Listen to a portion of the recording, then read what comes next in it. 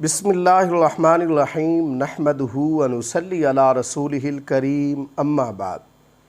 अस्सलामु अलैकुम वरहमतुल्लाहि वबरकातुहू। आज हम बात करेंगे कि ख्वाब में तीर कमान देखना कैसा है।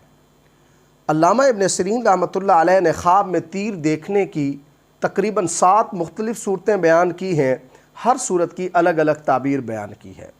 मसलन ख्वाब में तीर देखना, ख्वाब में तीर कमान चलाना, ख्वाब में अपना तीर ख़ुद को लगना, ख्वाब में तीर निशाने पर लगना, ख्वाब में तीर का निशाना ख़ता होना और ख्वाब में तीर कमान टूट जाना वग़ैरह।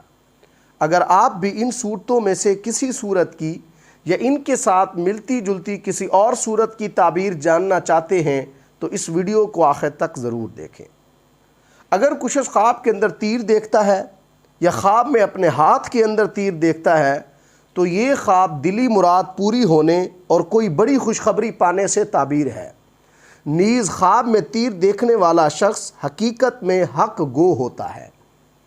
अगर कुछ ख्वाब के अंदर देखता है कि उसका तीर निशाने पर लगा है तो ये ख्वाब साहिब ख्वाब का हुक्म पूरा होने और मकबूल होने की दलील है। अगर कुछ ख्वाब के अंदर देखता है कि उसका तीर निशाने पर नहीं लगा, उसका निशाना ख़ता हो गया है, तो इसकी ताबीर ये है कि ये ख्वाब उस साहिब ख्वाब का हुक्म पूरा ना होने की दलील है। अगर कुछ ख्वाब के अंदर सोने का तीर देखता है तो ये ख्वाब साहिब ख्वाब के किसी औरत को पैगाम भेजने से ताबीर है। अगर कुछ ख्वाब के अंदर देखता है कि उसका तीर ख़ुद उसको लग गया है तो ये ख्वाब साहिब ख्वाब का कोई मकसद या कोई मुराद पूरी होने से ताबीर है। अगर कुछ ख्वाब के अंदर बग़ैर कमान के तीर खींचता है तो ये ख्वाब सफ़र पर जाने और फ़ायदे के साथ वापस लौटने से ताबीर है।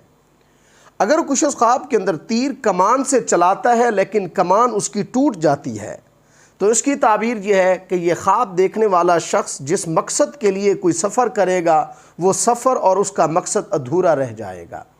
अल्लाह तबारक व तआला से दुआ है कि हमारे लिए हमारे ख्वाबों को बाइस रहमत और बरकत बनाएं। अस्सलामु अलैकुम व रहमतुल्लाहि व बरकातुहू।